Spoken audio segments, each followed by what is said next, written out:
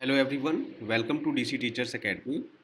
तो आज के वीडियो में हम अगेन ओशिनोग्राफी के जो कुछ इम्पॉर्टेंट क्वेश्चंस हैं डिस्कस करेंगे, जो कि आपके आने वाला जो एग्ज़ाम है यूजीसी नेट का, जो कि 18 को है, उसके लिए बहुत ही ज़्यादा महत्वपूर्ण है। तो चलिए स्टार्ट करते हैं। तो क्वेश्चन है, who among the following scholars has given the subsidence theory relating to the coral leaves. बहुत बार पूछा जा चुका है क्वेश्चन और उम्मीद है कि इस बार भी पूछा जा सकता है। तो आपको थ्योरीज वाले क्वेश्चन तो रटने ही है, ठीक है।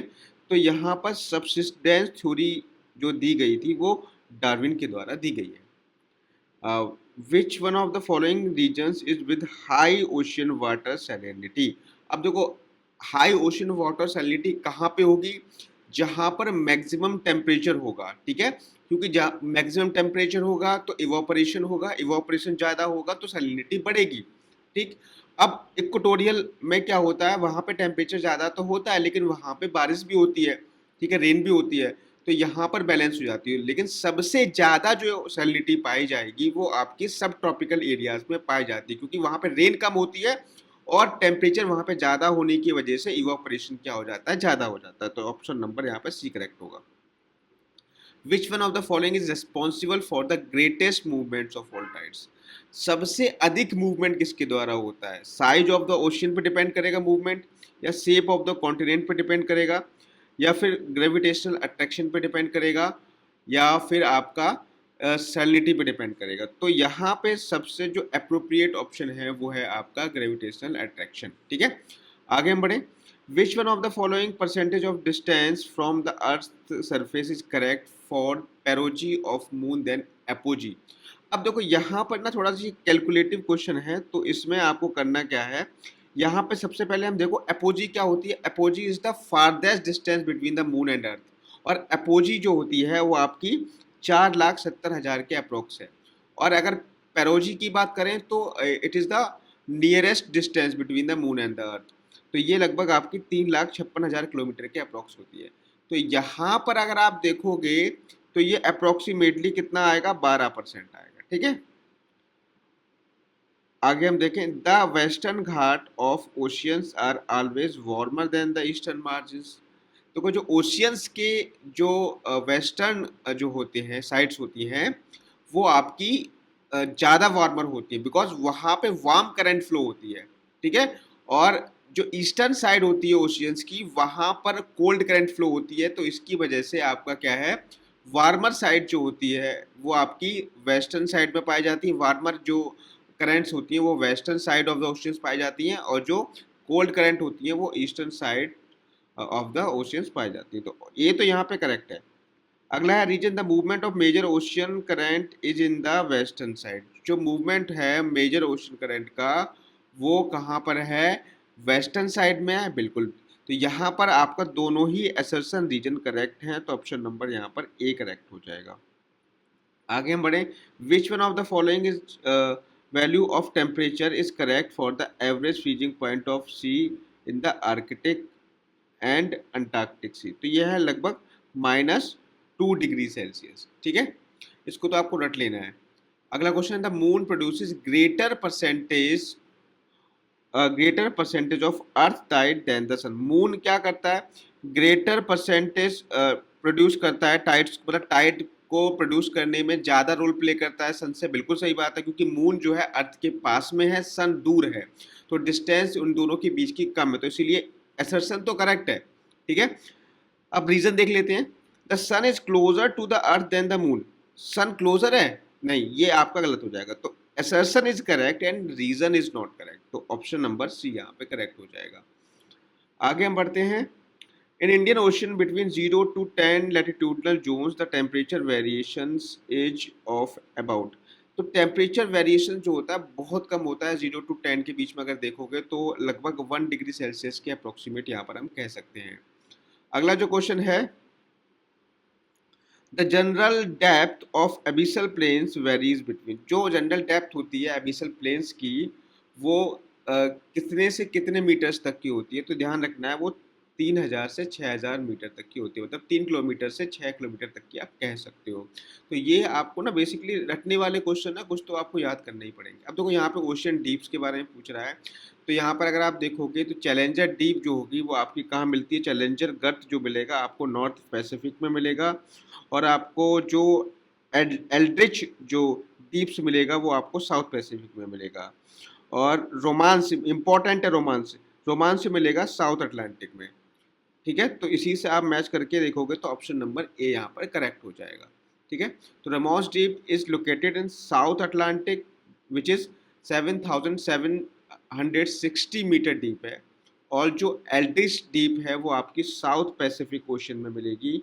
नेयर्स या प्यूर्टो डीप मिलेगी आपको नॉर्थ अटलांटिक ओशन में, और आपकी challenger deep is the deepest trench जो आपकी कहाँ मिलेगी, नॉर्थ पैसिफिक ओशन में मिलेगी, जो कि 11,000 के अप्रॉक्स जो है आपको इसकी गहराई मिलेगी। ठीक है, अगर अगेन हम बात करें तो एलिमेंट्स और डेंसिटी दे रखी है, तो यहाँ पर आप देख सकते हो वाटर है, तो वाटर की डेंसिटी तो इन सभी से कम होगी, तो सबसे कम जो होगी वाटर की ही होगी, तो 1.03 पे आप लगा दोगे। ओशियनिक क्रस्ट और कॉन्टिनेंटल क्रस्ट, इन दोनों में जो आपकी ओशियनिक क्रस्ट होती है उसकी डेंसिटी ज़्यादा होती है। ठीक है, तो ओशियनिक क्रस्ट की डेंसिटी यहाँ पे हो जाएगी 2.9, और कॉन्टिनेंटल की हो जाएगी 2.8, और कॉन्टिनेंटल मार्जिन की हो जाएगी 2.4। ठीक है, तो इस तरीके से आप मैचअप करोगे तो आपका जो राइट आंसर हो जाएगा ऑप्शन नंबर 3 हो जाएगा। ठीक, आगे हम बढ़ें तो यहाँ पे देखोगे ऑप्शन दे रखे हैं सी बॉटम। सी बॉटम को मैंने आपको पढ़ाया था, जो डिपॉजिट्स पढ़ाए थे मैंने, ओशनिक डिपॉजिट्स वीडियो पड़े हुए हैं, प्लेलिस्ट बनी हुई है, उसमें जाकर के चेक करिएगा आप एक बार। तो उसमें सी बॉटम को हम बेंथिक कहते हैं, बेंथिक प्रोविनेंस होता है इसमें। Surface layer of sea water, sea water की जो आपकी सरफेस लेयर होती है उसको हम क्या कहते हैं, एपिपेल्जिक जोन, जो सरफेस पे जो होता है वाटर उसको। Deep sea water, deep sea water को हम कहते हैं हेडल पेल्जिक जोन, और सी वाटर कॉलम को हम क्या कहेंगे, पेल्जिक प्रोविंस। ठीक है, तो इस तरीके से आप मैचअप करोगे तो ऑप्शन नंबर 2 करेक्ट हो जाएगा। विच one of the following is the correct average slope angle of continental slope, important question है ये। ठीक है, जो कॉन्टिनेंटल स्लोप के लिए जो एवरेज एंगल होता है वो कितना होता है, वो आपका 4 डिग्री सेल्सियस है। ठीक है, आगे हम बढ़े। Coral reef tend to be most extensively developed along the eastern ridges of the continent. Coral reef जो है ईस्टर्न जो है उस पे होती है, बिकॉज वहाँ पे आपको क्या होगा कि टेम्परेचर अच्छा खासा मिल जाता है कोरल रीफ को डेवलप होने के लिए, तो ईस्टर्न एजेस पर ही आपकी पाई जाती है कोरल रीफ्स। रीजन क्या है, sea water is warmer than 20 degree Celsius. हाँ, क्योंकि वहाँ पे जो वाटर होता है वो 20 डिग्री सेल्सियस से ज़्यादा वार्मर होता है ईस्टर्न साइड पे। ठीक है, कॉन्टिनेंट की, इसीलिए यहाँ पे बोथ असर्शन एंड रीजन क्या आप यहाँ पे क्या हो जाएंगे, करेक्ट हो जाएंगे। आगे हम बात कर लेते हैं, विच one of the following is the main chemical composition of coral leaf. Coral leaf के लिए कौन सी मेन केमिकल कंपोजिशन होगी, तो यहाँ पे जो है कोरल लीफ जो होती है बेसिकली कैल्शियम कार्बोनेट से बनी होती है, तो ऑप्शन नंबर 4 करेक्ट है। तो सिंपल सा क्वेश्चन है, कोरल लीफ के बारे में आपने पहले भी पढ़ा होगा। ठीक है, आगे हम बात करते हैं, identify the correct statement pertaining to the mid Atlantic ridge from the floor of Atlantic ocean among the following. तो मिड अटलांटिक रिज जो है इसकी जो फ्लोर से हाइट जो होगी वो लगभग ऑलमोस्ट 3 किलोमीटर अबव हम कह सकते हैं। ठीक है, तो coral reefs that are generally found attached to the shore with an intervening shallow channel or a lagoon is called fringing reef। ठीक है, यहाँ पे इसको ध्यान रखना, इंटरवेनिंग शैलो चैनल या लगून, इससे आप ध्यान रखना, इसको हम कह देते हैं फ्रिंजिंग रीफ। ठीक, आगे बढ़ते हैं, identify the correct statement regarding variation in density of ocean water and air at the same temperature. तो यहाँ पे आइडेंटिफाई करना है statement regarding the density of ocean water and air at the same temperature. अब यहाँ पे same temperature पर density जो होती है ओशन वाटर की और एयर को, उसका हमें कंपैरिजन करना है। तो ocean water is 800 time more denser then air, बिल्कुल सही बात है, यहाँ पे ऑप्शन नंबर ए यहाँ पे करेक्ट हो जाएगा, तो इसको रट लेना है। ठीक है, आगे हम बात करें, which one of the following bays has the highest tides in the world. कौन सी बे में हाईएस्ट टाइड आता है, तो सबको याद होगा bay of Fundy. Bay of Fundy में जो है कहाँ पर है आपकी, ये कनाडा में पाई जाती है बे ऑफ फंडी, ठीक है। Super cooled water which is produced from ice, A special form of ice still liquid at temperature below 0 degree. तो सुपर कूल्ड वाटर जो है एक ऐसा वाटर होता है जो 0 डिग्री के नीचे भी लिक्विड फॉर्म में रहता है। नेक्स्ट क्वेश्चन है, the sea attend its present level during the geological period, during which geological period. तो ये है इसका राइट आंसर है होलोसीन। देखो ये क्वेश्चन तो आपको रटने ही है, ठीक है। और ये क्वेश्चन कई बार पूछा जा चुका है, कई बार रिपीट हुआ है कि सी ने अपना प्रेजेंट लेवल किस जियोलॉजिकल पीरियड में प्राप्त किया था, तो होलोसीन है, ठीक है। आगे हम बढ़ें, which one of the following temperature of sea water is favourable for the formation of coral reefs. तो एटलीस्ट 20 डिग्री सेल्सियस तो होना ही चाहिए, अभी हमने पिछले जो है क्वेश्चंस में पढ़ा था। Which one of the following countries has the world longest coast line. सबसे लंबी कोस्ट लाइन किसकी है, ऑस्ट्रेलिया की है, ब्राज़ील की है, जापान की है, कनाडा की। तो ध्यान रखना है कनाडा की है, ठीक है। The term micro tidal has been adapted to refer to spring tidal range. Micro tidal has been adapted to refer to spring tidal range. कितनी होनी चाहिए, तो माइक्रो टाइडल का मतलब अगर उसकी जो स्प्रिंग टाइडल रेंज जो होगी वो आपकी लेस देन 2 मीटर होनी चाहिए, तभी उसको हम माइक्रो टाइडल में लाएंगे। तो ऑप्शन नंबर डी यहाँ पे करेक्ट हो जाएगा। यहाँ पर आप देख सकते हो विच one of the following show the correct sequences of coral reef development. तो करेक्ट सिक्वेंसेज कौन सा होगा कोरल रीफ डेवलपमेंट का, तो यहाँ पे आप देख लो तो सबसे पहले क्या होगा, वॉल्केनिक कोरल आइलैंड बनेगा, ठीक है। इसमें सही से दिखाई नहीं दे रहा होगा तो आप थोड़ा सा मैं इसको ड्रॉ कर देता हूँ इस तरीके से। तो यहाँ पर आप अब देख सकते हो इस फिगर में, तो यहाँ पे आपको बताना है कि करेक्ट सीक्वेंस क्या है कोरल डेवलपमेंट का। तो यहाँ पर आप देखोगे सबसे पहले क्या होगा, वॉल्केनिक कोरल आइलैंड बनेगा, उसके बाद आपकी फ्रिंजिंग रीफ, चारों तरफ फ्रिंजिंग रीफ बनेगी, फिर आपकी बैरियर रीफ बनेगी एंड देन लास्ट में बनेगा एटॉल। तो ऑप्शन नंबर ए यहाँ पे करेक्ट होगा, A B C D. Which one of the following lake sea has the highest salinity in the world. किसमें सबसे ज़्यादा हाईएस्ट, सबसे ज़्यादा सैलिनिटी होती है, तो लेक वॉन में जो है आपकी हाईएस्ट सैलिनिटी होती है 330 पार्ट पर 1000 पीपीटी, ठीक है। Maximum density of sea water is at temperature, तो ये तो आपको पता ही है, maximum density of sea water की होती है 4 डिग्री सेल्सियस पर, ठीक है। आगे हम बढ़ते हैं, विच one of the following is correct arrangement of ocean in ascending order of their size. अब देखो भाई सिंपल सी बात है, आप इस तरीके से याद कर सकते हो पैसा, ठीक है। तो आप सबसे पहले देखोगे तो पहले क्या आएगा, ये आपको बताना है असेंडिंग ऑर्डर, मतलब पहले सबसे छोटा आएगा फिर उसके बाद बड़ा। तो आप उल्टा कर दो, यहाँ पे आपका पहले आ जाएगा आर्कटिक, ठीक है, साउथ तो है ही नहीं, तो आपका इंडियन आ जाएगा, फिर आपका अटलांटिक आ जाएगा, फिर आपका पैसिफिक आ जाएगा। तो सबसे पहले आ जाएगा आर्कटिक वाला, ठीक है। तो आर्कटिक, फिर आपका इंडियन, फिर अटलांटिक और फिर आपका आ जाएगा पैसिफिक। तो ऑप्शन नंबर यहाँ पर बी करेक्ट होगा, ठीक है। आगे हम बढ़े, अब देखो यहाँ पर करंट्स पूछ रहा है। देखो आपकी जो अल-नीनो करंट है, तो आपको पता होगा जो अल-नीनो करंट है वो आपकी साउथ पैसिफिक ओशन की करंट है, ठीक है। और तो अल-नीनो को हम पहले मैच कर देते हैं, तो जो आपका जो अल-नीनो होगा वो आपका किससे मैच हो जाएगा, सी से, साउथ पैसिफिक से। इसके अलावा मानसून ड्रिफ्ट तो आपको पता है कि ये सिर्फ और सिर्फ किस में आती है, इंडियन ओशन में आती है। नॉर्थ पैसिफिक, नॉर्थ पैसिफिक की देखोगे तो आपकी क्यूरोसियो करंट नॉर्थ पैसिफिक की है, और अटलांटिक की जो करंट होती है वो आपकी गल्फ स्ट्रीम होती है। तो यहाँ पर आप देखोगे ए का तो तीसरा हो गया, ए का तीसरा किस किस में है, किसी में नहीं है, ए का तीसरा केवल बी में है, तो इसी से आप फाइंड आउट कर सकते हो। बी का दूसरा हो जाएगा, सी का पहला हो जाएगा और डी का चौथा हो जाएगा। तो आपने एक ऑप्शन से ही इसको आप फाइंड आउट कर सकते हो। क्वेश्चन है, यहाँ पर ओशनिक डेप्थ दे रखी है और कुछ थर्मल लेयर्स दे रखी है। तो यहाँ पर आप देखोगे कि यहाँ पर जितनी डेप्थ पे जाओगे उतना टेम्परेचर कम होता जाता है। ये प्रॉपर्टी होती है ओशियंस की कि जितनी डेप्थ पे जाओगे उतना टेम्परेचर आपको कम मिलेगा। तो यहीं से हम निकाल सकते हैं, अगर आप अपर लेयर में देखोगे 0 से 500 मीटर में, तो ये आपका होगा वार्म। 500 से 1000 मीटर का देखोगे तो ये आपका किस में आ जाएगा, 500 से 1000 मीटर पे थर्मोक्लाइन पाई जाती है। थर्मोक्लाइन एक ऐसी लेयर होती है कि जिसके नीचे जाने पर टेम्परेचर जो है एकदम घट जाता है, ठीक है, बहुत जल्दी गिरता है। तो ये आपकी 500 से 1000, ये 1000 मीटर पे बेसिकली पाई जाती है थर्मोक्लाइन, ठीक है। तो ये 500 से 1000 पे क्या हो जाएगी, थर्मोक्लाइन हो जाएगी। 1000 से 1500 पे जो होगी वो कोल्ड होगी, और 1500 से ऊपर पे जो होगी वो कूल होगी। तो ऑप्शन नंबर यहाँ पर ए करेक्ट हो जाएगा। ठीक है, तो यहाँ पे आप देख सकते हो, ये देखिए यहाँ से ये लेयर आ रही है और यहाँ से टेम्परेचर कम होता हुआ आया है। ठीक है, यहाँ पे इतना वेरिएशन नहीं है, 0 से 500 मीटर के बीच में। 500 से 1000 के बीच में जो है एकदम से यहाँ पे जो है टेम्परेचर बहुत कम हो गया है। ठीक है, यहाँ से बिल्कुल नीचे कम होता हुआ चला गया है। ठीक है, तो ये यहाँ पर आपकी थर्मोक्लाइन लेयर पाई जाती है, ये थर्मोक्लाइन लेयर है। यहाँ से आप देख सकते हो। तो ऑप्शन नंबर कौन सा इसमें करेक्ट होगा? ऑप्शन नंबर ए करेक्ट नहीं है।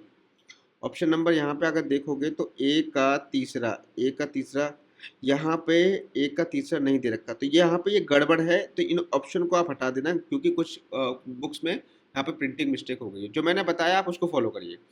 ठीक है, आगे हम बढ़ते हैं। अगला देखिए, ocean waves obtained their energy from. Ocean waves energy किससे ऑब्टेन करती हैं? तो और जो एनर्जी मेनली होती है विंड से ही तो वेव बनती है। जितनी ज़्यादा विंड तेज चलेगी तो उसी हिसाब से ओशन में क्या बनेगी? वेव बनेगी। तो ब्लोइंग विंड से। Over the past century world sea levels have risen by around. अब यहाँ पे ये क्वेश्चन जो है एक तरीके से हम ये कह सकते हैं रटने वाला क्वेश्चन है। इसमें कुछ भी डेटा है, ये तो डेटा को तो आपको याद करना पड़ेगा। तो लगभग 15 सेंटीमीटर या 4 to 8 इंचेस यहाँ पर बढ़ा है। Surface circulation of ocean water is driven by. तो ओशन वाटर का जो सरफेस सर्कुलेशन है, सरफेस की जो सरफेस का पर जो वाटर होता है उसका सर्कुलेशन कैसे होता है? तो उसका ब्लोइंग विंड से ही होता है। For coastal sand dune formation the ideal grain size. Coastal पे जो सैंड ड्यून बनते हैं तो उसमें ग्रेन साइज आइडियल कितना होना चाहिए? ये भी एक तरीके से फैक्चुअल क्वेश्चन है। 0.25 mm होना चाहिए। इन क्वेश्चंस को आप लिख लो या रट लो कैसे भी। ठीक है, coastal area is greatly affected by the storm surge. जो ऐसा कौन सा एरिया है जो बहुत ज़्यादा स्टॉर्म से इफेक्ट होता है? तो आपका वेस्ट बंगाल कोस्ट है। ठीक है, वेस्ट बंगाल कोस्ट है। इंपॉर्टेंट क्वेश्चन है, आ सकता है, रिपीट हो सकता है। ठीक है, a coral reef began as fringe reefs around an island, this was indicated in. तो देखो यहाँ पर कोरल रीफ्स की जो थ्योरी दी थी तो इसमें एक ही व्यक्ति का नाम आता है related to the subsidence theory of coral reefs, वो है आपके डार्विन। ठीक है, ध्यान रखना है। कब दी थी ये आपकी थ्योरी जो दी थी वो 1837 में दी थी और 1842 में इसको मॉडिफाई किया गया था। The speed of ocean current is about कितनी होती है? तो 2% ऑफ द प्रिवेलिंग विंड होती है। ठीक है, ocean water was iceberg free during the era. Ocean water किस एरा में आइसबर्ग फ्री था? तो वो था आपका मेसोजोइक एरा में। Mesozoic era was the time from 248 million to 65 million years ago. The following are the main characteristic feature of Mesozoic era. तो Mesozoic era के कुछ कैरेक्टरिस्टिक फीचर्स कौन कौन से थे? तो क्लाइमेट वाज वार्मर। ठीक है, क्लाइमेट कैसी थी? वार्मर थी।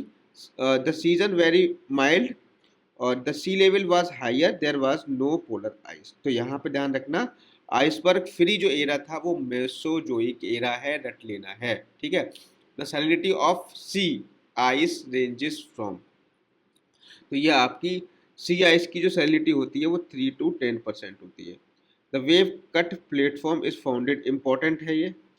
जो वेव कट प्लेटफॉर्म है आपका वो कैलिफोर्निया के कोस्ट पर पाया जाता है। The average depth of equatorial counter current is. तो एवरेज डेप्थ जो है इक्वेटोरियल काउंटर करंट की, ये बेसिकली कहाँ फ्लो होती है? इक्वेटर पे फ्लो होती है और ये नीचे फ्लो होकर के आती है, पानी के अंदर फ्लो होकर के आती है। तो इसकी कुछ डेप्थ पे फ्लो होती है। तो कितनी डेप्थ होती है? ये 100 मीटर। आगे हम बढ़े। The Gulf Stream and the Kuroshio current move forcefully northward as a result. तो गल्फ स्ट्रीम और कुरोशियो करंट नॉर्थवर्ड ही क्यों फ्लो होती है? क्या रीजन है कि नॉर्थ की तरफ ही फ्लो होती है? तो ये आपका है वेस्टर्न इंटेंसिफिकेशन। ठीक है, क्योंकि वेस्टर्न इंटेंसिफिकेशन मतलब अगर जैसे कोई भी करंट इस तरफ जा रही है तो ये वेस्टर्न से अगर उसको रुकावट मिल गई तो रुकावट होने की वजह से वो इधर ही तो जाएगी, है ना? तो वो इधर ही जाती है। इसीलिए जो है आपका जो गल्फ स्ट्रीम और कुरियोशियो करंट है वो फोर्सफुली मूव होती है नॉर्थवर्ड की तरफ, क्योंकि उनका जो वेस्टर्न इंटेंसिफिकेशन, वेस्टर्न की तरफ ज़्यादा उनका झुकाव है। तो यहाँ टकराने के बाद इस तरीके से फ्लो होकर निकल जाती है। तो ऑप्शन नंबर ए यहाँ पे करेक्ट हो जाएगा। ठीक है, the net result of water inputs and water outputs in earth hydrosphere is in a जो वाटर इनपुट्स और वाटर आउटपुट्स का जो रिजल्ट है वो हाइड्रोस्फीयर में वो इक्विलिब्रियम में है या डायनामिक इक्विलिब्रियम, स्टेडी स्टेट मतलब सेम है, इनपुट जितना है उतना आउटपुट है, या फिर हम कह सकते हैं कि डायनामिक है, कोई कभी इनपुट ज़्यादा हो रहा है कभी आउटपुट ज़्यादा हो रहा है, या कह सकते हो क्वेसी स्टेडी स्टेट इक्विलिब्रियम में है या क्वेसी डायनामिक इक्विलिब्रियम में है। तो यहाँ पर आपका जो राइट आंसर है वो है स्टेडी स्टेट इक्विलिब्रियम। ठीक है, right answer is steady state equilibrium. ठीक है, आगे हम बढ़ते हैं। विच of the following is a cold current, इनमें से कौन सी कोल्ड करंट है? ब्राज़ील करंट, गल्फ स्ट्रीम तो आपको पता ही है, गल्फ स्ट्रीम तो वार्म करंट है, ब्राज़ील करंट भी वार्म होती है। Benguela current is a cold current, और अग्लूहास की धारा जो है वो भी आपकी गर्म होती है। द टर्म ब्राइन, ब्राइन क्या है? देखो ब्राइन एक्चुअली जो टर्म है वो कहीं ना कहीं रिलेट करता है सैलिनिटी से। ठीक है, तो ब्राइन इज एप्लीकेबल टू सारगेसोसी, किससे रिलेट करेगा? सारगेसोसी। ठीक है, आगे हम बढ़ते हैं। The Sahara desert enjoys a dry climate, बिल्कुल सही बात है, because the eastern side of the ocean in sub tropics along which cold oceanic current, मतलब इनकी जो डेजर्ट है वो कोल्ड करंट वहाँ से फ्लो होती है, इसीलिए वहाँ पर हमेशा क्या रहता है? ड्राई रहता है, वहाँ रेन होती नहीं है, क्योंकि रेन के लिए आपकी क्या चाहिए? टेम्परेचर होना चाहिए, जिससे कि इवापोरेशन होगा, इवापोरेशन होगा तो फिर आपकी रेनफॉल होगी। तो ऑप्शन नंबर यहाँ पर ए करेक्ट होगा, both assertion and reason are correct.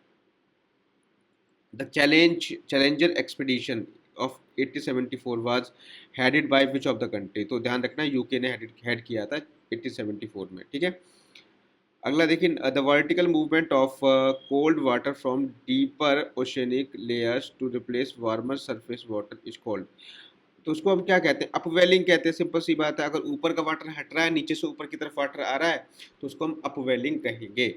Which one of the following types of sea floor sediments includes calcareous and siliceous ooze, तो इसको हम कहते हैं बायोजीनस ऊज। ठीक है, बायोजीनस जो डिपॉजिट्स होते हैं उसको हम, उसमें आपके कैलकेरियस भी पाए जाते हैं और सिलीसियस ऊजेस भी पाए जाते हैं। ठीक है, अगला क्वेश्चन है असर्सन रीजन पे, oceanic salinity is low in the equatorial region, बिल्कुल सही बात है, लो है यहाँ पे ओशियन सैलिनिटी, बिकॉज यहाँ पे बारिश ज़्यादा होती है, because equatorial region is corrected by the heavy rain, cloudiness and humidity, बिल्कुल सही है। तो option A is correct, assertion and reason are correct, and reason is the explanation of assertion. ठीक है, अगला देखिए, salinity in water bodies increases with, salinity water bodies में increase होगी, कब इंक्रीज होगी? इंक्रीज इन इवापोरेशन, इवापोरेशन में increase हो, and decreases in the mixture of fresh water, बिल्कुल, अगर हम फ्रेश वाटर को मिक्स नहीं कर रहे हैं और इवापोरेशन होता जा रहा है तो हम ये कह सकते हैं कि वहाँ पे जो सैलिनिटी होगी वो ज़्यादा हो जाएगी। सिंपल सी बात है भाई, अगर आप एक नमक का घोल मिला करके आप धूप में रख दीजिए, और उसमें क्या होगा, जब इवापोरेशन जब होगा तो सिर्फ और सिर्फ लास्ट में क्या हो जाएगा, जो बहुत कम पानी जब बचेगा तो उसमें salinity with respect to the water remained, उसमें क्या होगा, सैलिनिटी की मात्रा ज़्यादा हो जाएगी, परसेंटेज ज़्यादा हो जाएगा। ठीक है, और इसमें हम फ्रेश वाटर मिक्स भी नहीं कर रहे हैं, तो ऑब्वियस सी बात है ज़्यादा तो होना ही है। आगे हम बात करेंगे, the salinity in Dead Sea is very low, Dead Sea में बहुत कम है, निकल डेड सी में ज़्यादा है। ठीक है, 238 पार्ट्स है, और Dead Sea is located in the tropical dry climate region, Dead Sea जो है ट्रॉपिकल ड्राई क्लाइमेट रीजन पे लोकेट है, बिल्कुल सही बात है, डेड सी जो है ट्रॉपिकल ड्राई क्लाइमेट रीजन पे लोकेट है। तो option number A is wrong but reason is correct, तो then the answer is C, option C. ठीक है, आगे हम बढ़ते हैं। अगला क्वेश्चन है, Diego Garcia is an island in which of the following ocean, Diego Garcia कहाँ पर किस ओशंस में जो है पाया जाता है? तो डिएगो गार्सिया इंडियन ओशन में पाया जाता है। ठीक है, ध्यान रखना है। Diego Garcia is a coral atoll located south of the equator in the central Indian ocean, the shape of this island is footprint shape में है। ठीक है, and it is 3650 kilometre away from the east coast of the Africa, ठीक, and 70-90 kilometre south west of Kanyakumari. ठीक है, the temperature that provides favourable ecological condition for coral reefs, कई बार पूछा जा चुका है, तो मोर देन 20 डिग्री सेल्सियस होना ही चाहिए। अगला क्वेश्चन है, यहाँ पर मैच करवा रहा है कोरल रीफ्स, तो कोरल रीफ जो होती है ऑर्गेनिक ओशनिक डिपॉजिट्स होते हैं, सोल जो है it is the detached elevation with shallow depth. Abyssal plain तो आपको पता ही होगा, डीप फ्लैट सरफेस जो होती है, और कॉन्टिनेंटल स्लोप जो है steep descent from the shelf weight. बिल्कुल बेसिक से क्वेश्चन है, ऑप्शन नंबर यहाँ पे डी करेक्ट हो जाएगा।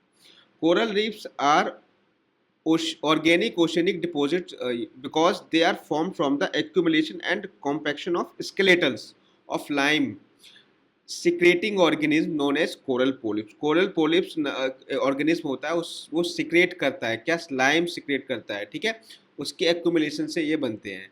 Soil is detached elevation with the shallow depth, abyssal plain with deep flat surface।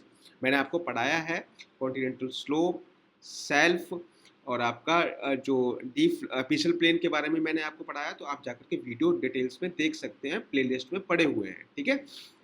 आगे हम बात करें, which among the following has postulated the subsidence theory related to the coral reef. कई बार रिपीट हो चुका, बार बार रिपीट हो रहा है, तो उसको आप ध्यान रखना, डार्विन ने, ठीक है। अगला क्वेश्चन है, if a tide occurs at a place at 6 PM, when will be the next tide occurs. तो 6 PM पे अगर हो रहा है, 6 PM पर अगर अकर हो रहा है, तो अगला टाइड अकर होने में 12 आवर 26 मिनट लगते हैं। तो 6 PM से अगर 20 आवर ऐड करोगे तो 6 AM आ जाएगा, और 6 AM प्लस 26 मिनट और हैं, तो 6 AM 26 मिनट, तो यहाँ पे 6:26 AM यहाँ पर आपका नेक्स्ट डे पर हो जाएगा, तो ऑप्शन नंबर बी करेक्ट है। अगला देखिए, टाइड, यहाँ पे दो लिस्ट दे रखी है, तो यहाँ पर आप देखोगे कि टाइड क्या है। Tide is the periodic rise and fall of the water, simple सी बात है। तो इसका ए का आप सी मिला दो, ए का जब सी मिलाओगे तो ए का सी किसी में है ही नहीं भाई साहब, केवल सी में है। तो यहाँ पे आप इस तरीके से आप फाइंड आउट कर सकते हो। अगर कभी कभी आपको एक भी पता होता है ना, तब भी आप निकाल लेते हो, लेकिन फिर भी आपको कम से कम 2 पता होने चाहिए, क्योंकि 2 या 3, क्योंकि कभी कभी 2 में दे देता, दो ऑप्शन में सेम दे देगा तो भी कन्फ्यूजन हो जाता है, और कभी कभी किस्मत अच्छी होती है तो एक सही फाइंड आउट हो जाता है, ठीक है। अब अगर हम देखें सुनामी, सुनामी क्या होती है, rise of sea water in a wave current form due to the seismic activity. Gulf Stream क्या है, गल्फ स्ट्रीम तो आपको पता है, आपकी वार्म करंट है, लेब्राडोर आपकी कोल्ड करंट है, ठीक है। आगे बढ़ते हैं, फाकलैंड करंट। फाकलैंड करंट कहाँ फ्लो होती है, फाकलैंड करंट जो है आपकी कोल्ड करंट है, फाकलैंड की धारा कोल्ड करंट हो जाएगी, ठीक है। इसके अलावा बात करें नॉर्वेजियन करंट, जो आपकी ये आपकी आर्कटिक करंट है, आर्कटिक ओशन में फ्लो होती है। फ्लोरिडा करंट आपकी वार्म करंट है, और ओकोस्टक करंट जो है कमचटका जो है पेनिनसुला में फ्लो होती है, जो आपके रूस के आसपास जो पड़ता है, ठीक है। तो ऑप्शन नंबर ए यहाँ पर करेक्ट हो जाएगा, ठीक है। नेक्स्ट क्वेश्चन है, surface oceanic current derive their energy from. Surface की जो ओशनिक करंट होती है वो एनर्जी कहाँ से लेती है। तो सरफेस की जो करंट होती है, सैलिनिटी से तो कुछ मिलेगा नहीं भाई, टेक्टोनिक से भी कुछ नहीं मिलेगा, विंड से ही ऑब्वियसली जो सरफेस करंट होती है वो विंड से एनर्जी लेती है। अगला क्वेश्चन है, specially high tide and low tide that occur near the time of new and full moons. New and full moons पे जो टाइड अकर होते हैं उनको हम स्प्रिंग टाइड कहते हैं, इसको रट लेना, ठीक है। अगला है डार्विन सब्सिडेंस थ्योरी, तो कोरल रीफ से रिलेटेड है, बता चुका हूँ मैं कई बार। Tsunamis are produced by, tsunami किससे प्रोड्यूस होती है, सब मैरीन अर्थक्वेक, यानी जो आपका अर्थक्वेक आता है ओशियंस में, उससे सुनामी प्रोड्यूस होती है, तो option number C. Which one of the following sediment deposits cover largest percentage of the ocean floor. इसमें सबसे ज़्यादा जो है ओशन फ्लोर पे कौन सा डिपॉजिट्स है, तो टेरिजीनियस डिपॉजिट्स है। Terrigenous deposits are those marine deposit which are driven through the weathering and erosion. जो वेदरिंग और इरोजन के साथ आते हैं वो, और रिवर्स के थ्रू आते हैं, ओशन में इकट्ठा होते रहते हैं, यही आपका largest percentage of floor ocean deposits हैं, जिसको हम कहते हैं टेरिजीनियस deposits. Consider the following statement and select the correct answer. The ships on the north Atlantic C, north Atlantic सी पे जो शिप्स होता है, शिप्स का जो रूट होता है, आर फोर्स टू, एक मिनट देख लूँ मैं क्या लिखा है ये, are forced to the south of the true great circle route by. तो शिप्स होते हैं नॉर्थ अटलांटिक सी में, वो फोर्स किए जाते हैं south of the true great circle route by fog associated with the contract of the cold Labrador. बिल्कुल सही बात है, क्योंकि अगर आप बात कर रहे हैं नॉर्थ अटलांटिक सी में, तो यहाँ पे लेब्राडोर की करंट की जो करंट होती है वो ठंडी होती है, वहाँ पे क्या होता है, फॉग बन जाता है, क्योंकि वहाँ पे गल्फ स्ट्रीम और लेब्राडोर की जो करंट होती है मिलती है, तो वहाँ पे एक फॉग जनरेशन होता है, इसीलिए ये फोर्स किए जाते हैं south of the true great circle, ठीक है। ये एक ऑप्शन ए तो करेक्ट है। Iceberg brought by southward by the Labrador current certain season of the year. अब ये भी एक डर रहता है क्योंकि जो लेब्राडोर करंट है उसके साथ में आइसबर्ग अगर फ्लो होके आ रहा है तो शिप से अगर टकराएगा तो भी कई दिक्कत हो सकती है, इसीलिए उसको फोर्स कर दिया जाता है south of the true great circle. मतलब ऊपर जो ट्रू गेट सर्किल होता है, यहाँ पर जो सर्किल होता है उससे पहले ही इसको इसके साउथ में ही फोर्स कर दिया जाता है। ठीक है, तो ये दो रीजन बिल्कुल यहाँ पर फैक्ट है। तो ऑप्शन नंबर यहाँ पर आपका हो जाएगा ए। ठीक है, आगे हम बात करें the most common salt in the ocean. तो सभी को पता है भाई सोडियम क्लोराइड है। ठीक है, बाकी सोडियम क्लोराइड का आप देख सकते हो 27.21 होता है। मैग्नीशियम क्लोराइड का नंबर आता है इसके बाद में, फिर आपका मैग्नीशियम सल्फेट का आता है, फिर आपका कैल्शियम सल्फेट का आता है। तो ऑब्वियसली बात है कि आप यहाँ पे इसको रट लीजिए, देख लीजिए, कई बार क्वेश्चन यहाँ से रिपीट हो जाता है। ठीक है, तो पहला सोडियम क्लोराइड, फिर मैग्नीशियम क्लोराइड 3.8, फिर मैग्नीशियम सल्फेट है 1.65, फिर आपका कैल्शियम सल्फेट है 1.260। ठीक है, pelagic deposits consist of matter derived from algae and are mostly in the form of liquid mud known as. तो यहाँ पे जो पेल्जिक डिपॉजिट्स है ना, पेल्जिक डिपॉजिट्स के बारे में, ओशनिक डिपॉजिट्स के बारे में एक डेडिकेटेड वीडियो मैंने बनाया है। ठीक है, तो वहां से जाके आप चेक करते हो तो pelagic deposits consist of matter derived from algae and are mostly in the form of liquid mud known as ooze. उसको हम क्या कहते हैं, ऊज कहते हैं पेल्जिक डिपॉजिट्स को। Which one of the following ocean current belong to the Indian Ocean. तो simple सी बात है, देखो लेब्राडोर तो यहाँ पे हो नहीं सकता, कैनारी करंट है नहीं, एंटिलीज करंट नहीं, अगुल हास की जो धारा है जो आपके नीचे फ्लो होती है साउथ इंडियन ओशन में, तो वहाँ पर आप देख सकते हो। ठीक है, the average temperature of the surface water of the ocean is. Surface water का जो एवरेज टेम्परेचर होता है वो कितना होता है, 26.7। ठीक है, western coast of the Australia record highest salinity due to. Western coast की बात करेंगे, वहाँ पर हाईएस्ट सैलिनिटी क्यों होती है, बिकॉज ऑफ वहाँ पे जो कंडीशन होती है, वहाँ पे एक तो वेस्टर्न साइड में कोल्ड करंट फ्लो होगी, कोल्ड करंट फ्लो होगी तो बारिश होगी नहीं, बारिश नहीं होगी तो वहाँ पे मिक्सचर ज़्यादा नहीं होगा फ्रेश वाटर का, तो इसीलिए वहाँ पे जो सैलिनिटी होती है वो हाई होती है due to the dry weather condition. यहाँ पे क्या होती है, ड्राई वेदर कंडीशन होती है, यहाँ पर ये कह सकते हो। ठीक है, आगे हम बढ़ते हैं। The highest salinity is found in the, highest salinity किस में फाइंड की जाती है, रेड सी में। ठीक है, 240 ppt के लगभग। Organic deposits made by living or डर्ट organism that form rock elevation like a ridge are known as. तो उसको हम रीफ कहते हैं, सिंपल सी बात है। ठीक है, the mechanism by which energy of solar origin is transported around the earth is. तो उसको हम क्या कहते हैं, ओशन वेव्स कहते हैं।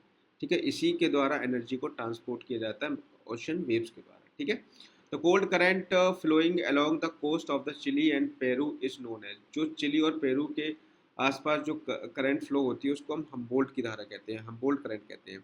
The average difference in the water level between the high tide and low tide at a place is referred to as. उसको हम क्या कहेंगे, टाइडल रेंज कहेंगे। हाई टाइड और लो टाइड के बीच में जो डिफरेंस होता है उसको हम टाइडल रेंज कहते हैं। Flat topped sea mount are known as, उनको हम गोट्स कहते हैं। इनको रट लेना है भाई, कुछ चीज़ों तो रटनी पड़ेंगी। Which one of the following salinity is not correct. मतलब सैलिनिटी के बारे में क्या करेक्ट नहीं है, salinity is directly related to the precipitation, directly related to the precipitation, directly. अब इसको हम देखते हैं, आगे हम देखेंगे। There exist directly between the rate of evaporation salinity. हाँ, ये बात सही है कि जितना ज़्यादा इवेपोरेशन होगा उतना ही ज़्यादा सैलिनिटी बढ़ेगी। Low salinity is found near the mouth of the river. Low salinity जो है जो रिवर के माउथ पे पाई जाती है, बिल्कुल हाँ, क्योंकि वहाँ पे फ्रेश वाटर का मिक्सचर होता रहता है। ठीक है, आगे देखिए, the salinity is highest at the tropics and decrease toward the pole. बिल्कुल सही बात है, तो ये आपका सारे सही है, ये आपका गलत है। सैलिनिटी डायरेक्टली रिलेटेड टू नहीं होती है, मतलब प्रेसिपिटेशन बढ़ेगा तो सैलिनिटी क्या होगी, कम होगी, तो डायरेक्ट रिलेशन नहीं हुआ। ठीक है, ये इनडायरेक्ट रिलेशन है, तो ऑप्शन नंबर ए यहाँ पे करेक्ट है। ठीक है, आगे हम बढ़ते हैं। The origin of the ocean current is related to. जो ओशन करंट का ओरिजिन है वो रिलेट करता है ग्रेविटेशनल फोर्स से, विंड से, सैलिनिटी, डेंसिटी से, ऑल ऑफ द अबव। तो सभी चीज़ें इसमें एक रोल प्ले करती हैं। ठीक है, तो ऑप्शन नंबर डी यहाँ पर करेक्ट हो जाएगा। तो यहाँ पर आप देख सकते हो टेम्परेचर डिफरेंसेस है, सैलिनिटी है, डेंसिटी है, एयर प्रेशर है, रेनफॉल है, कोरियोलिस फोर्स है, ग्रेविटेशनल फोर्स है, ये सारे फैक्टर्स जो हैं रेस्पॉन्सिबल हैं origin of the gravitational force के। Which of the following is not calcareous ooze, तो यहाँ पर कौन सा कैलकेरियस ऊज नहीं है, तो इसको याद कर लो, डाई एटम यूज। ठीक है, डाई एटम ऊज जो है कैलकेरियस ऊज नहीं है। Pelagic deposit consist of matter derived from algae and are mostly in the form of liquid mud known as ooze. जो बेसिकली पेल्जिक डिपॉजिट्स होते हैं जो एल्गी से ड्राइव होते हैं उनको हम ऊज कहते हैं, और ये दो टाइप्स के होते हैं, कैलकेरियस एंड सिलीसियस। ठीक है, तो कैलकेरियस में भी दो पार्ट होते हैं, एक तो टोरोपोड ऊज और एक होता है ग्लोबिजेरिना ऊज। ठीक है, तो टोरोपोड ऊज और ग्लोबिजेरिना ऊज जो होते हैं कैलकेरियस ऊज होते हैं, डाई एटम ऊज कैलकेरियस ऊज में नहीं आता है। अगला जो क्वेश्चन है यहाँ पर आपका एक तरफ दे रखी है थ्योरीज और एक तरफ दे रखी है किसने डिराइव की है। तो यहाँ पर आप देख सकते हो कि जो सब्सिडेंस थ्योरी है वो आपकी डार्विन ने ड्राइव की है, तो हम बहुत पहले से पढ़ते हुए आ रहे हैं। तो थर्ड का ए देखोगे तो ए हट गया, बी हट गया, यहाँ पे दो बचे हैं अभी। और आपकी जो प्रोग्रेसिव थ्योरी दे रखी है, प्रोग्रेसिव थ्योरी दी है वी वेल ने। ठीक है, डब्ल्यू वी वेल ने। देखो जब पहिया बढ़ता है, व्हील बढ़ता है, तभी तो प्रोग्रेस होती है, तो वी वेल ऐसे याद कर सकते हो। तो यहाँ पे पहले का हो जाएगा सेकंड, और पहले का सेकंड सिर्फ और सिर्फ सी में है, तो ऑप्शन नंबर सी हो जाएगा। बाकी और भी देख लो। ग्लेशियल कंट्रोल थ्योरी जो दे रखी है वो आपकी किसने दी है, आरपी डेली ने दी है। Glacial daily, RP daily. और आपकी इक्विलिब्रियम वेव थ्योरी जो है आइजैक न्यूटन ने दी है। ठीक है, अगला जो क्वेश्चन है वो अगेन आपका मैचिंग के लिए है। तो नॉर्थ अमेरिका एक तरफ दे रखी है कॉन्टिनेंट्स और एक तरफ दे रखा है टेम्परेट ग्रासलैंड। तो नॉर्थ अमेरिका में बेसिकली आपके पाए जाते हैं प्रेयरी, नॉर्थ अमेरिका में प्रेयरी, साउथ अमेरिका में पंपास पाए जाते हैं, अफ्रीका में पाया जाता है आपका वेल्ड। अफ्रीका में जो टेम्परेट ग्रासलैंड होते हैं उनको वेल्ड कहते हैं, और ऑस्ट्रेलिया में डाउन्सलैंड कहते हैं। तो यहाँ पे आप देख सकते हो, ए का हो जाएगा तीसरा, बी का हो जाएगा चौथा, और सी का हो जाएगा पहला, और डी का हो जाएगा दूसरा। तो 3 4 1 2, 3 4 1 2। यहाँ पे ये ऑप्शन गड़बड़ कर दिया है। ठीक है, ऑप्शन यहाँ गड़बड़ कर दिया है, लेकिन मैंने जो समझाया आप उस पर ध्यान देना। ठीक, अगला जो क्वेश्चन है, the sea water is more saline in tropical areas.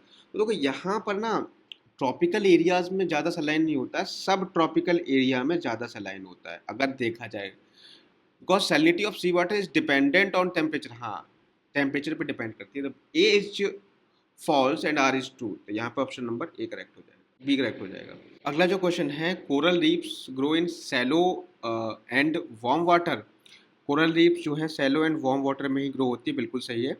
Near vertical and direct incidence of solar radiation is essentially required for the growth of coral reef, बिल्कुल सही बात है। उसके लिए कोरल रीफ के लिए क्या है, सोलर रेडिएशन रिक्वायर्ड होता है। ठीक है, तो यहाँ पर आपका ऑप्शन नंबर ए यहाँ पे करेक्ट हो जाएगा। ठीक, आगे बढ़ते हैं। The correct following features toward the sea from sequence of the coast. तो यहाँ पे from the sequence of the coast toward the sea की तरफ हमें जाना है। तो यहाँ पे सबसे पहले क्या आएगा, लॉन्ग शोर बार, फिर लो टाइड, फिर टेरेस, फिर बर्म, फिर लॉन्ग शोर ट्रफ। तो ऑप्शन नंबर यहाँ पर डी करेक्ट हो जाएगा। इसको आपको रट लेना है। ठीक है, रटना है, लॉन्ग शोर बार, लो टाइड, टेरेस, बर्म और लॉन्ग शोर ट्रफ। ठीक है, नेक्स्ट क्वेश्चन है, when the sand arrives at a particular section of the beach more rapidly than it is carried away.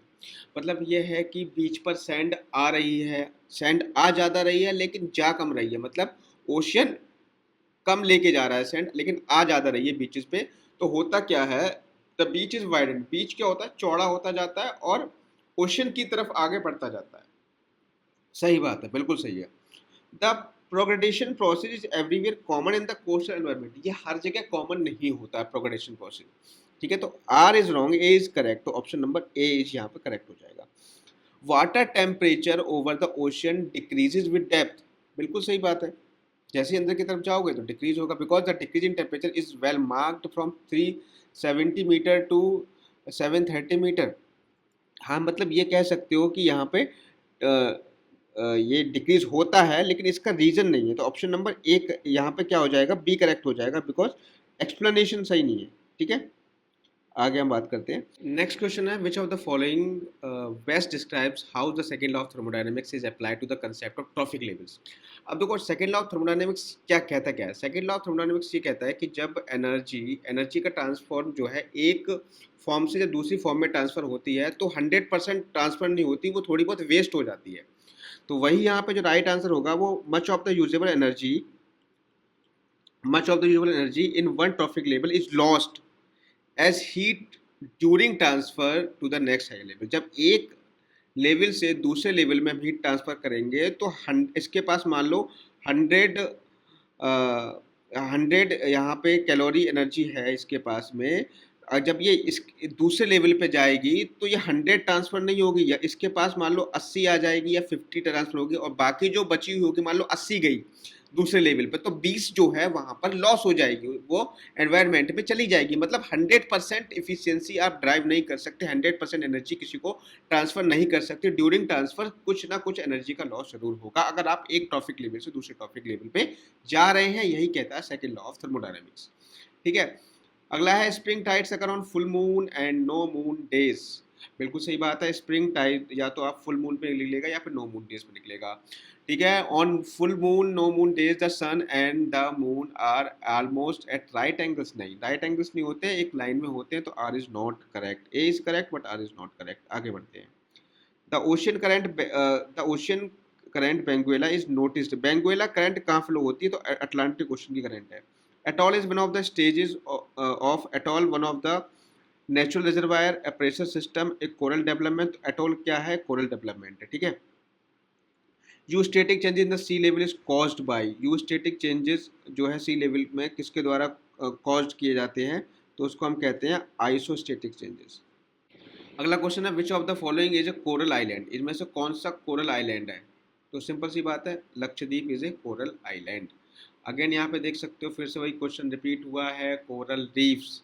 Coral reef क्या होती हैं, कोरल रीफ ओशनिक डिपॉजिट्स होते हैं। सोल जो है, सोल यहाँ पर क्या है, सोल आपका है attached elevation with shallow depth, abyssal plain, deep relatively flat surface and continental slope, the steeps descent from the shelf break. ये रिपीट हुआ है। ठीक है, अगला देखिए, obsequent stream generally flow opposite to the consequent. ठीक है, ऑब्सिक्वेंट का मतलब ये opposite to the consequent. Deep sea floor comprises which of the following deposits.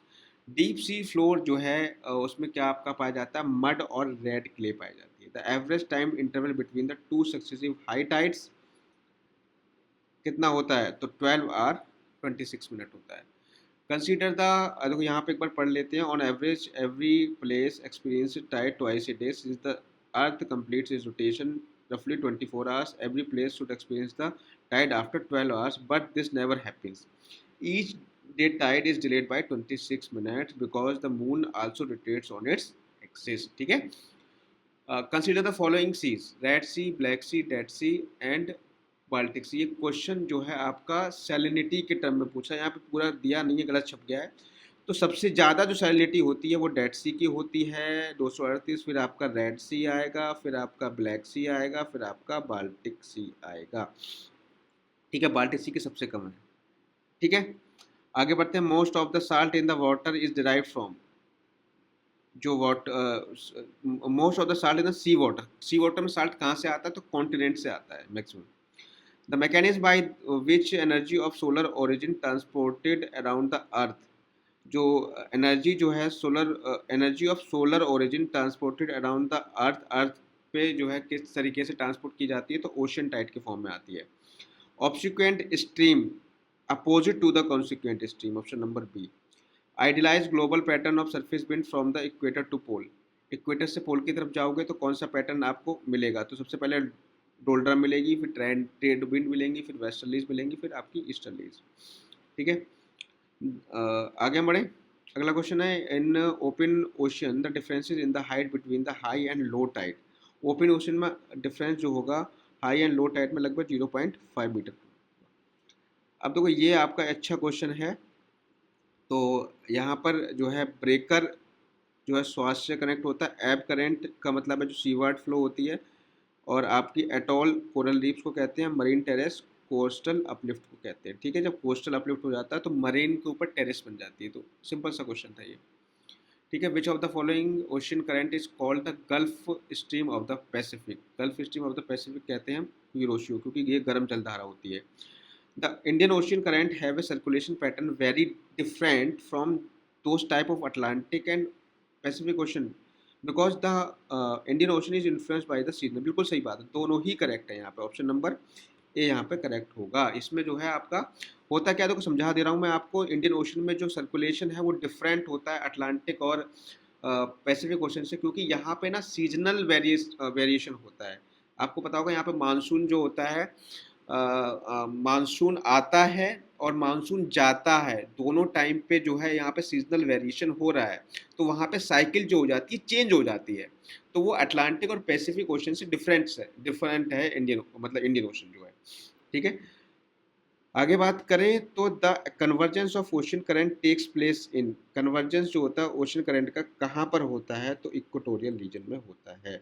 The north equatorial current in the northern Atlantic Ocean and south equatorial current in the southern Atlantic Ocean are caused by Coriolis force. जो north equatorial current होती है जो northern Atlantic ocean में, और south equatorial current होती है southern Atlantic ocean में, वो किसके द्वारा बनती है, वो कोरियोलिस फोर्स के द्वारा बनती है। ठीक है, which one of the following is the correct sequence of the ocean bottom topography. तो सबसे पहले क्या आएगा, सेल्फ आएगा, सेल्फ आ जाएगा, फिर स्लोप आ जाएगा, फिर राइज आ जाएगा, फिर आपका एबिसल प्लेन हो जाएगा। इसको रट लेना है, कई बार पूछा गया है ये क्वेश्चन, तो ऑप्शन नंबर सी करेक्ट है।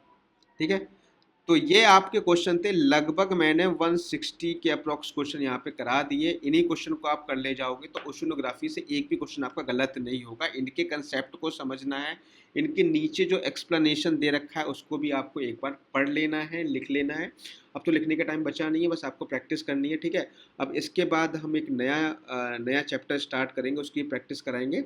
और जो मोस्टली जो प्रॉब्लम होती है ह्यूमन ज्योग्राफी का जो पोर्शन है, वो आपका हम सारा 18 तक या 70 तक हम यहाँ पे सारा कवर करा देंगे। ठीक है, तो आज के वीडियो में सिर्फ इतना ही। आपको करना क्या है, चैनल को सब्सक्राइब करना है, वीडियो को शेयर करिए मैक्सिमम लोगों तक, जिससे कि मुझे भी मोटिवेशन मिले और भी वीडियो बनाने का। तो मिलते हैं नेक्स्ट वीडियो में। Thank you, have a nice day.